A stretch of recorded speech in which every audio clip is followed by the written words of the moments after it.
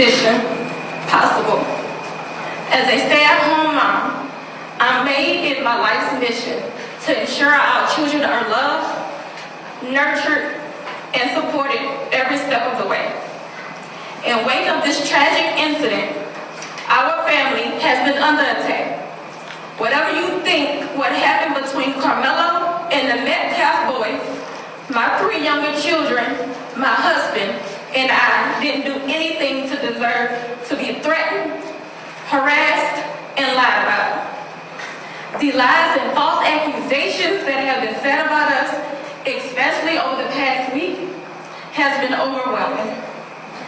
The lies and their amplification put my family in danger, as well as everyone in our community, everyone involved in the investigation, from the police, the attorneys, and the court staff. Our address and my husband's previous employer's address has been put on all social media platforms. My husband had to take a leave of absence because he's afraid what may happen to our family. His mental health is deteriorating day by day. We have endured death threats.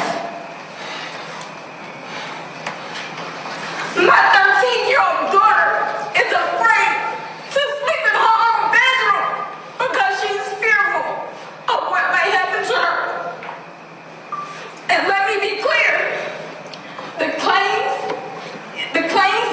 that were used about the public donation to buy a home or anything else are completely false. We have not received a single dime from the Give, Sit, Go fundraiser. And the co-founder has stated that clearly. In reality, we were just notified yesterday that we could begin to withdraw funds. And it still takes several days to receive those funds once a request is made. I don't know why we're being targeted and discriminated against before a fair trial. Our son deserves the same rights under the law that everyone is afforded to. He's been raised in a 2-parent home with structure, stability, love, and we put God first in everything that we do. We believe in the Constitution, we believe in the laws of this state, but those laws must apply to all of us, not just some of us. To be clear, when I speak publicly about specific details of what happened under the tent on that rainy and awful day, there's an active investigation that everyone involved wants to be full and fair. We believe in the legal process, and that is where the truth will come out. To the family who experienced the loss, my heart truly goes out to you. To those who have supported my family, thank you from the bottom of our hearts. We ask for your continued support, patience, and prayers as we navigate this difficult process. Thank you. I'm going to show something of a post. You come for me, I come for you. Posting the family's picture. These are the type of lies. She's getting millions of views on this. Sarah, she's even came after me. She's even said all of those things. And now that the public knows exactly what is going on, I ask, because these racist bigots try to prevent us from standing up for our baby, our boy, he should be afforded the same rights that Kyle Rittenhouse had, Daniel Pena, and all of the people who have claimed whatever their defense was. He should be afforded the same right. Nobody in the public media has one video camera, but we got the video of Kyle Rittenhouse with an AK-47 shooting 3 people in the back. We got that, and he raised more than $2 million publicly, and nobody says anything. So since they tried to come for us, I call for the community's overwhelming support for this fund. The disinformation that was put out was literally deliberate to prevent you from helping this family. And I want you to give overwhelming support to show them the community united can never be divided. And I'm going to say this again, and this is for everybody. Black people in America, while the current occupant sits at 1600 Pennsylvania, black people in America don't have to pull the race card. It's what we live as a reality every day. It's what we have to teach our children. We don't want to, but we have to. We don't like to, but if we want to sleep at night, we got to. I ain't pulling no race card. I live it. I'm reminded all the time that I'm a black man in America. And what y'all just showed to Judge Tucker is just reminded that hate and bigotry and racial reconciliation in this country, we have respected the process. I believe that Austin Metcalf is about to have his funeral. And I wouldn't dare, even with the information I know, and plenty of people can share that and all that, but we have prevented from speaking about that in these type of public forums. It will come out. They have a more than well-capable attorney, and this family will go through a process of being able to get prepared for this trial. So I just say this real quick.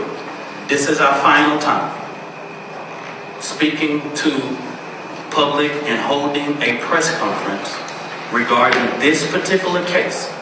Now, the Next Generation Action Network will talk about Frisco ISD.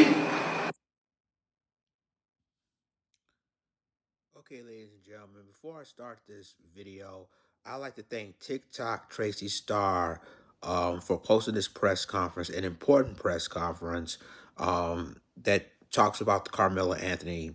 For the first time, that Karmelo Anthony's mother is, she speaks out of what happened, really what happened, and receiving death threats. I'm gonna tell you something. And this is how I feel about this in other cases.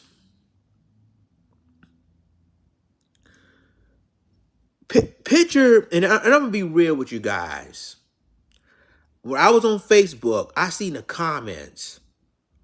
It's like a TV station, basically is showing, the live stream of the press conference. And now it's racial division now.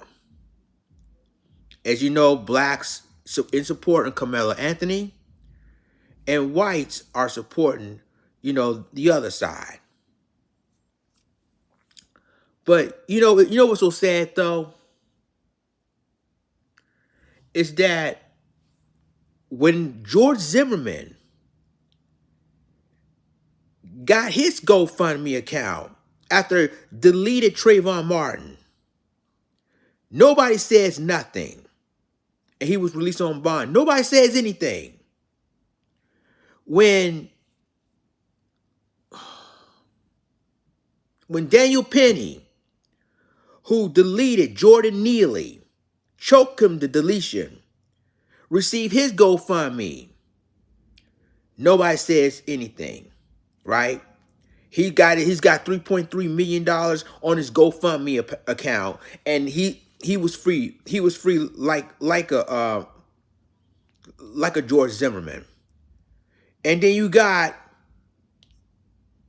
Kyle Rittenhouse, who went willingly from Illinois to Kenosha, Wisconsin under the Jacob Blake protest. Shot 3 Black Lives Matter protesters deleted 2 of them. He got a GoFundMe account, and he's free to go. And guess what? The law, and this is what I'm saying about having double standards. And I'm telling you like this may end up, and I hate to say this may end up being a race war. Right here. It's already started a race war on social media. Everybody's divided. Blacks for Karmelo Anthony. White is for the other guy, other people. The twin brothers. And see, now I see a lot of comments during the press conference on TikTok divided. Same thing on Facebook. I see laughing emojis on Facebook. This isn't funny. What if that happens to your children? What if one day, something happens when you get bullied and all of a sudden you defend yourself and that person deleted, but yet you call them a murderer? See, stuff like this needs to be talked about in these major spaces. And I know some people on content creators ask, why did Karmelo Anthony brought a knife? And yet some of y'all really forgetting how bullying works. And people are like, well, basically he should have punched him back. I'm gonna tell you something. A 5'7", 180-pound Karmelo Anthony versus a 6'4", nearly 240-pound twin boys. And there's witnesses even says that they always bullying people. Now, you threaten Karmelo Anthony's family, receiving death threats. And I guarantee you, they didn't do that to Kyle Rittenhouse. He didn't receive no death threats from the other side. Or George Zimmerman, he didn't receive no death threats from the other side. And Daniel Penny, same thing. But when it comes to a black person who claims self-defense, who claims stand your ground, it's a problem. It's a problem. And now these white supremacists putting lies in the family, saying, well, they spent all the donations, spending on brand new houses and brand new cars, which is fabricated. And TMZ confirmed it was fabricated. And now the mother herself said it wasn't true. Now, one time they did it to George Zimmerman, saying that he spent all the money on cars, new houses, whatever. Y'all didn't do that to Kyle Rittenhouse. You didn't do it to Daniel Penny. Oh yeah, Daniel Penny spent he got $3.3 million on a GoFundMe. We don't fabricate lies on them. But yet they always do it to Karmelo and his family. Why? Because he's black. And already on social media, racial divide is happening on both sides now. And a lot of people would love to say, oh, why you always bring up the race card? It's always about race. It is about race. It always has to be about race. And you have Senator Tim Scott and the former Vice President Kamala Harris saying, oh, America is not a racist country. Really? Really? You see so many incidents. And it's way before Trayvon Martin. What about Sean Bell? What about Oscar Grant? But y'all say, oh, that every time there's a black victim, they portray them as criminals. And they try to do it in this case too with the Karmelo Anthony, put a middle finger and acting thuggish. Like you did with Trayvon, like you did with Mike Brown, like you did with LaQuan McDonald.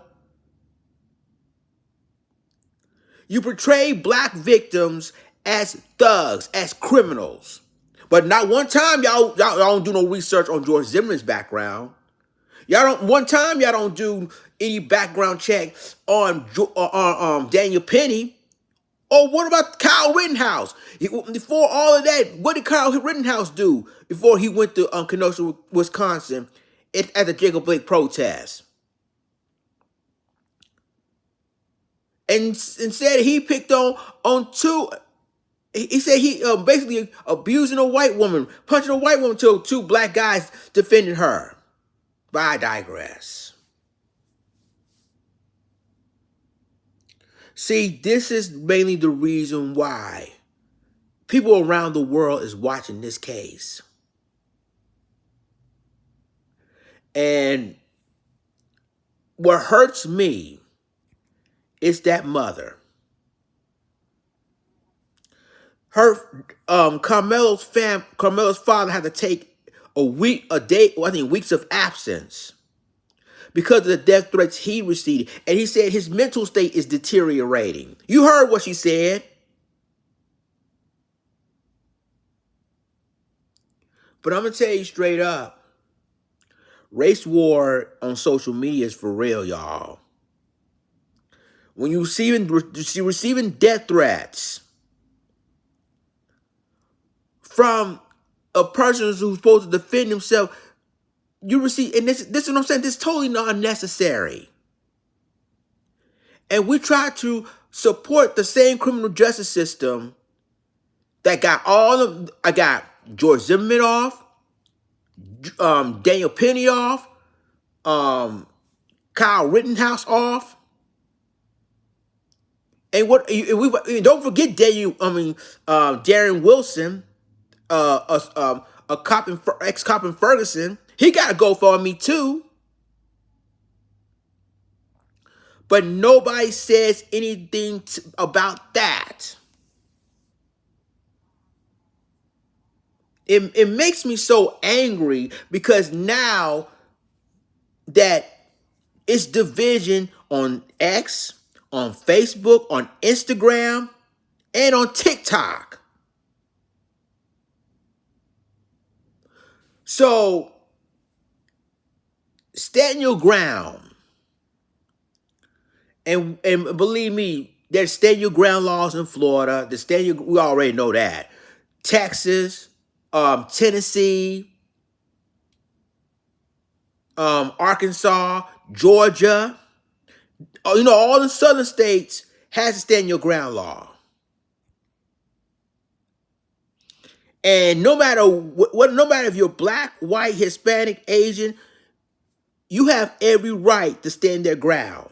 But yet they want to focus. No, stand your ground law is only for white people. Now this mother is hurting. She's suffering.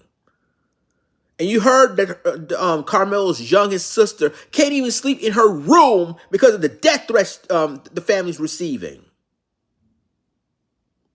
And I see a lot of laughing on social media from the other side. You better pray it ain't gonna happen to one of your family members. That's for sure. But the point I'm making is this: that the race war on social media is for real. We are divided even more now because of this case. And so, and I'm sorry. When you accuse a family that spend that money, which is a damn lie, on a nice house or a nice car, blah blah blah, without even evidence, they're fabricating this case, and they do it and then to change their narrative. And I'm sorry though, man. The family of Karmelo Anthony don't deserve this at all. At all. And then if this is continue to happen, don't be surprised that the new Black Panther Party, as well as the Nation of Islam, their security is going to protect them. That's going to be next. I'm telling you right now. I mean, again, on both sides, I'm telling you, it's already started. Already. And the families of Karmelo Anthony don't deserve it. Y'all let me know what y'all think in the comments.